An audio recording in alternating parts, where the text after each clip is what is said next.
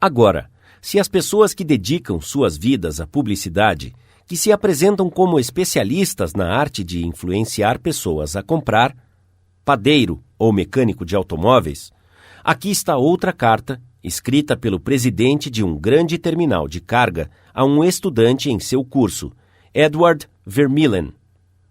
Que efeito esta carta teve sobre o homem para quem estava endereçada? Leia e depois eu te digo. Caros senhores, as operações do nosso terminal receptor de cargas estão sendo prejudicadas, porque uma pequena porcentagem do total de negócios está chegando a nós no final da tarde. Isso resulta em congestionamento, horas extras pela nossa equipe, atraso aos caminhões e, em alguns casos, atraso ao frete. Em 10 de novembro, recebemos de sua empresa uma carga de 510 pacotes, que chegou aqui às 16 horas e 20 minutos. Solicitamos a sua cooperação para que possamos evitar futuros inconvenientes no recebimento tardio da carga. Seria possível, nos dias em que vocês enviarem uma remessa de carga, com o volume dessa recebida na data acima, nos enviarem o caminhão de carga mais cedo ou nos entregar uma parte da carga pela manhã? A vantagem que você teria, uma vez tomada essa providência, seria uma descarga mais rápida de seus caminhões e a segurança de que as suas cargas seriam encaminhadas no mesmo dia de recebimento. Atenciosamente, J.B., Presidente.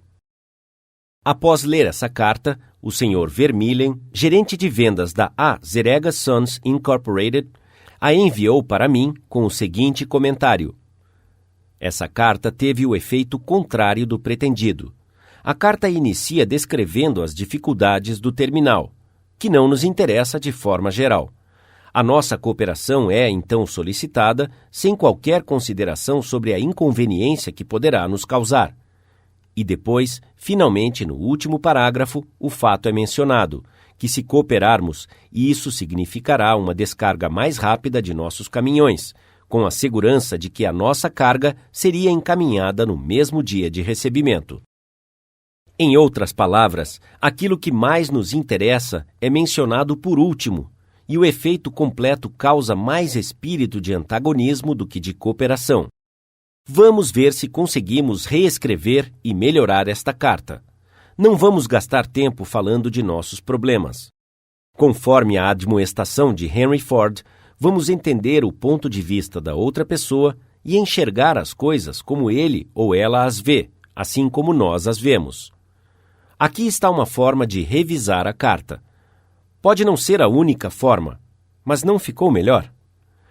Caro Sr. Vermeulen, a sua empresa tem sido um dos nossos melhores clientes nos últimos 14 anos. Naturalmente, estamos muito gratos pela preferência e queremos lhe oferecer o serviço rápido e eficiente que o senhor merece. Entretanto, lamentamos informar que não é possível fazer isso quando os seus caminhões nos trazem um enorme carregamento no final da tarde, conforme fizeram no dia 10 de novembro. Por quê? Porque muitos de nossos outros clientes também fazem entregas no final da tarde. Naturalmente, isso causa um congestionamento.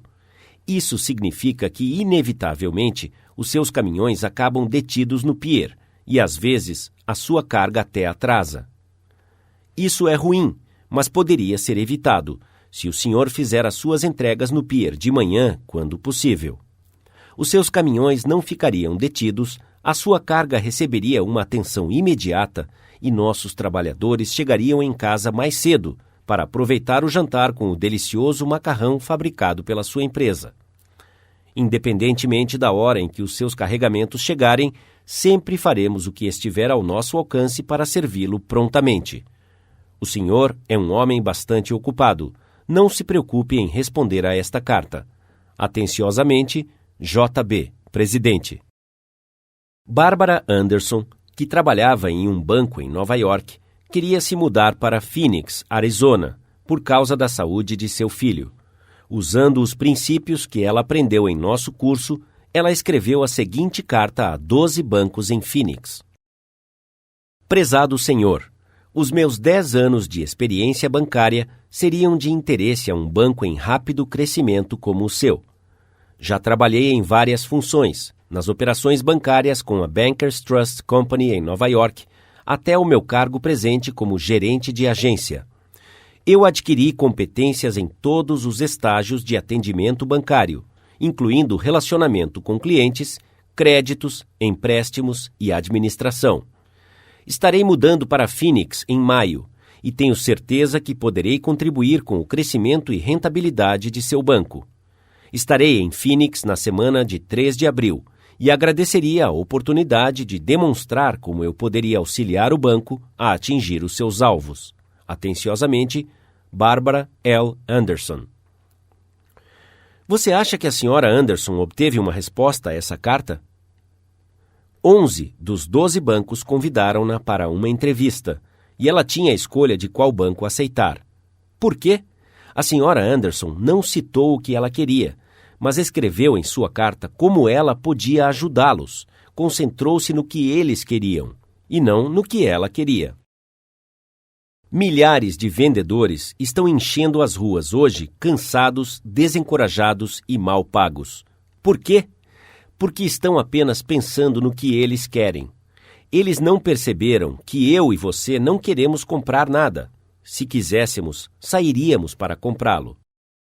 Mas nós dois estamos eternamente interessados em resolver os nossos problemas. E se os vendedores nos mostrarem como os seus serviços ou mercadorias poderiam resolver os nossos problemas, eles não precisariam vender para nós. Nós compraríamos deles. E clientes gostam de sentir que eles é que estão comprando, e não que estão vendendo a eles. Mas muitos vendedores passam a vida toda vendendo sem ver as coisas da perspectiva do cliente. Por exemplo, por muitos anos eu morei em Forest Hills, uma pequena comunidade de casas particulares no centro da grande Nova York. Um dia, enquanto corria para a estação, me deparei com um corretor de imóveis que havia comprado e vendido imóveis naquela região por muitos anos. Ele conhecia bem Forest Hills, então perguntei-lhe rapidamente se a minha casa de estuque foi construída com ripa de metal ou com ladrilho oco. Ele disse que não sabia e me contou o que eu já sabia, que eu podia obter as informações ligando para a Forest Hills Garden Association. Na manhã seguinte, recebi uma carta dele. Ele me deu a informação que eu queria? Ele podia receber as informações em 60 segundos por telefone, mas não o fez. Ele me falou novamente que eu poderia obter as informações por telefone e depois disse que poderia cuidar do meu seguro. Ele não estava interessado em me ajudar. Ele estava interessado em si mesmo. J. Howard Lucas, de Birmingham, Alabama, contou como 2 vendedores da mesma empresa resolveram o mesmo tipo de situação. Ele relatou: há muitos anos, eu estava na direção de uma pequena empresa. Próximo de nós estava a sede do escritório municipal de uma grande seguradora. Aos seus agentes foram designados territórios, e à nossa empresa foram designados 2 agentes, que chamarei de Carl e John. Certa manhã, Carl passou no escritório e casualmente mencionou que a sua empresa acabara de lançar uma nova apólice de seguro de vida para executivos e pensou que talvez nos interessasse e que ele nos comunicaria tão logo tivesse mais informações. No mesmo dia, John nos viu na calçada enquanto retornávamos do intervalo para o café e gritou: "Ei, Luke, espera aí, tenho novidades para vocês, amigos." Ele rapidamente nos contou com bastante entusiasmo sobre a apólice de seguro de vida para executivos que a sua empresa havia lançado naquele dia. Foi a mesma apólice que Carl havia mencionado casualmente. Ele queria que fôssemos os primeiros a contratá-lo. Ele nos deu fatos importantes sobre a cobertura e concluiu dizendo: "A apólice é tão inovadora que vou providenciar que um representante da sede passe amanhã para explicá-la. Agora, enquanto isso, vamos preencher e assinar os formulários para que ele possa trabalhar com mais dados." O seu entusiasmo despertou em nós um desejo de querer essa apólice, mesmo ainda não tendo detalhes. Quando recebemos os formulários, eles confirmaram o entendimento inicial de John a respeito da apólice, e ele não apenas vendeu uma apólice para cada um de nós, mas, mais tarde, dobrou a nossa cobertura. Carl poderia ter realizado essa venda, mas ele não se esforçou em despertar em nós o desejo pelas apólices. O mundo está cheio de pessoas que se apropriam de coisas e buscam o que elas querem. Então, o indivíduo que é altruísta, dificilmente encontrado e tenta servir aos outros, tem uma grande vantagem. Ele tem pouca concorrência. Owen D. Young, um notável advogado e um dos grandes líderes de negócios da América, disse certa vez: as pessoas que conseguem colocar-se no lugar de outras pessoas, que conseguem entender como as suas mentes funcionam, não precisam se preocupar sobre o que o futuro tem reservado para elas. Se após ouvir este livro, você obtiver apenas uma coisa, uma tendência elevada de pensar sempre em termos do que outras pessoas querem e enxergá-las do seu ponto de vista, isso pode ser facilmente considerado um dos blocos de construção na sua carreira. Enxergar do ponto de vista da outra pessoa e despertar nela o desejo por alguma coisa não deve ser considerado como uma manipulação daquela pessoa, para que ela faça algo que é somente para o seu benefício e em seu detrimento. Cada parte deve beneficiar-se dessa negociação. Nas cartas ao Sr. Vermeulen, o remetente e o destinatário da correspondência saíram ganhando, implementando-se o que foi sugerido.